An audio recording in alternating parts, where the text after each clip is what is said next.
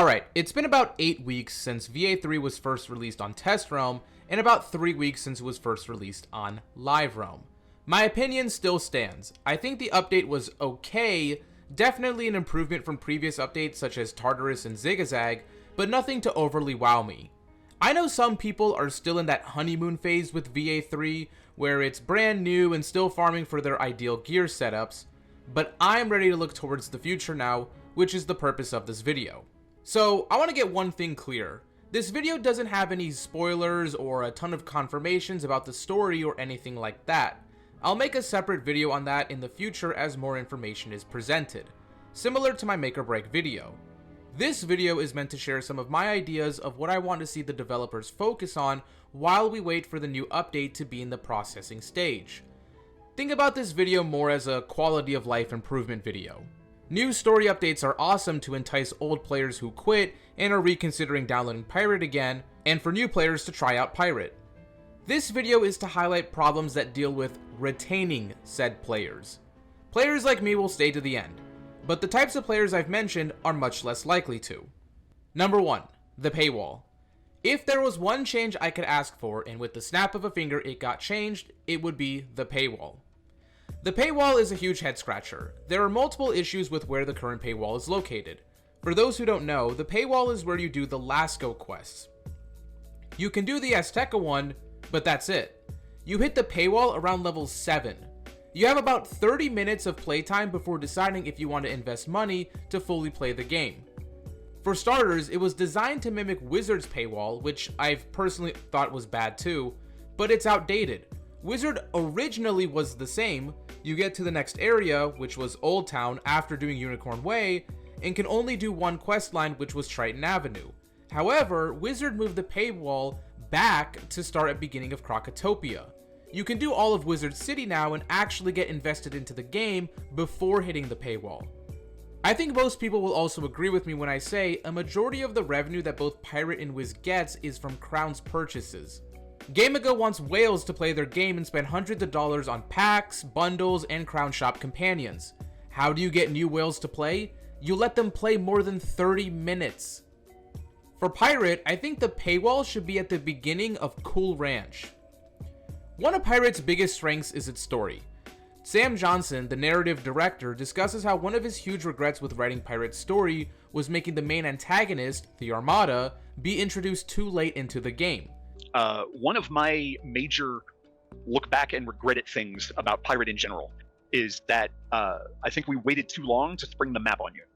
I thought, oh yeah, we'll give you a lot of time to run around and be a pirate and do goofy stuff.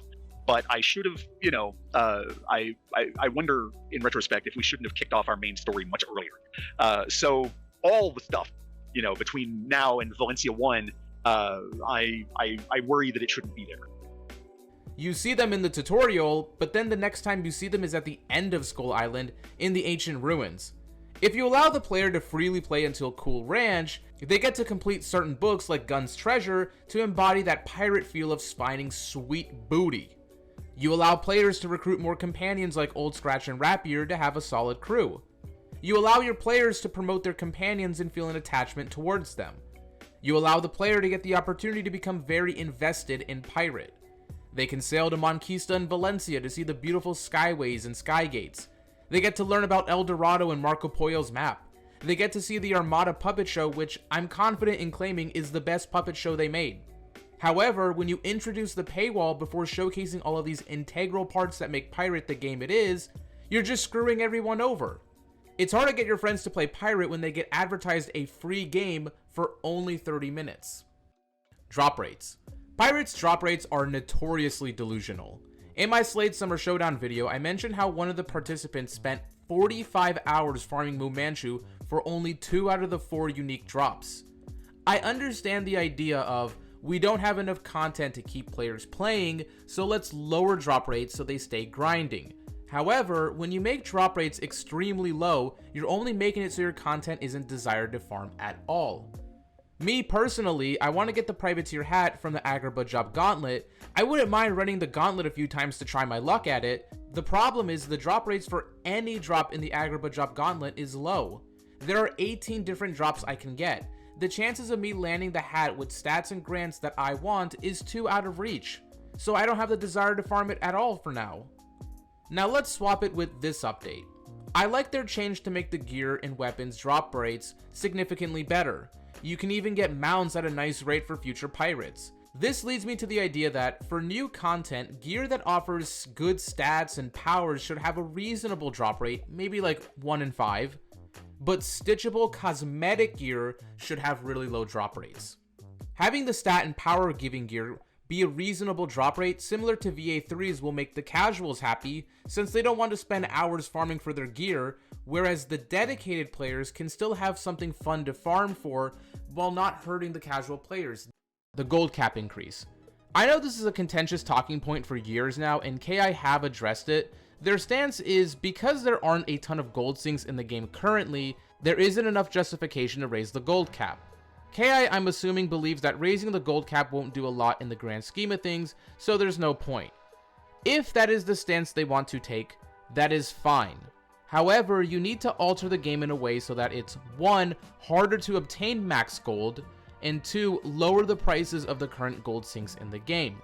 I don't enjoy having to spend 120,000 gold because my swashbuckler didn't RNG pull a black fog turn 1, and my companions just got chained to death. If my companions die in combat, that sucks. However, I shouldn't have to spend half of my gold to revive them.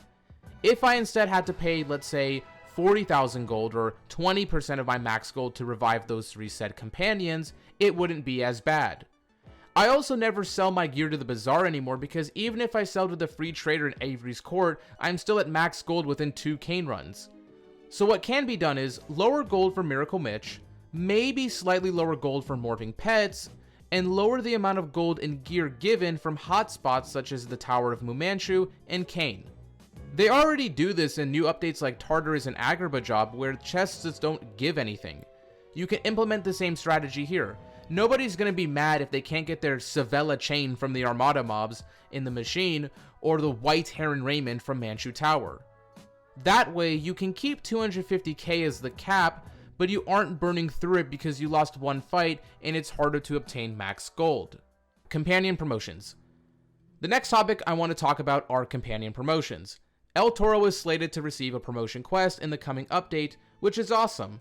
My concern is I don't want a repeat of Hercules' promotion. The Hercules update was executed very poorly. You never get an announcement when Hercules gets to level 70 that he can get a promotion, so newer players have to just know via YouTube or Discord. The entire promotion is also locked behind an item with an obscenely low drop rate. For context, I farmed the boss who drops the Doom Laurel, General Procliticos, about 50 times on my Privy, and still don't have Hercules promoted. I understand there isn't enough content to retain players, so lowering drop rates is an option, but you cannot have the drop rates be extremely low because then players will not decide to farm it at all. I just want Hercules to be promoted. I'm not trying to spend over a day farming a boss to promote a companion. I hope KI learns from this update and doesn't do the same for El Toro. I understand companion promotions take time because you'd have to develop a side plot to explore, but it doesn't have to be over the top. I've been leveling up on my Witch Doctor and I've recently promoted El Toro, and what I noticed while I was doing the fight was everything was a reused asset. All the enemies that you fight are just Bull Ronins, the same model as Kobe Yojimbo. I think for El Toro's promotion, we can have multiple fights, but they don't have to be overly impressive with unique cheats and gear drops. 3 different fights with reused mobs is completely fine. Maybe we go to Florenza and do some of the promotion there, and maybe finish up in Trianon. What I think will blow my expectations away is if we had to go to Valencia City for his promotion. It's an unused area with no immediate use that players would love to go to, but I might be asking for too much. My main point I'm trying to get across here is that the value of the promotion is the promotion. I don't want my promotions to be locked behind a drop with a low drop rate, nor do I demand the questline to be super intricate with side plots and unique fights. I understand the team isn't as large, so putting in insane effort for promotion quest isn't needed. Putting more effort into making El Toro himself viable is more ideal. Number 5. Sinbad through Zigzag. These episodes have served their purpose. Small updates to attempt to revive Pirate, and it worked out. I've talked about the problems here with these areas in this video already, but I'm going to bring it up again. These updates need to have something done to it. there's plenty of bugs, difficult fights, and breaks in the story. One option is to go back and correct the mistakes.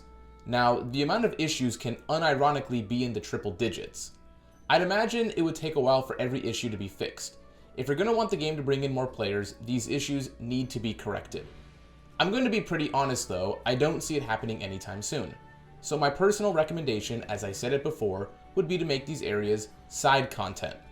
They gave Sinbad and Albino dialogue from VA3, so you can argue that if you skip over these updates and move straight from Valencia 2 to Valencia 3, then the dialogue doesn't make sense. That being said, you get both of the characters as companions after Tamagayaki Tower.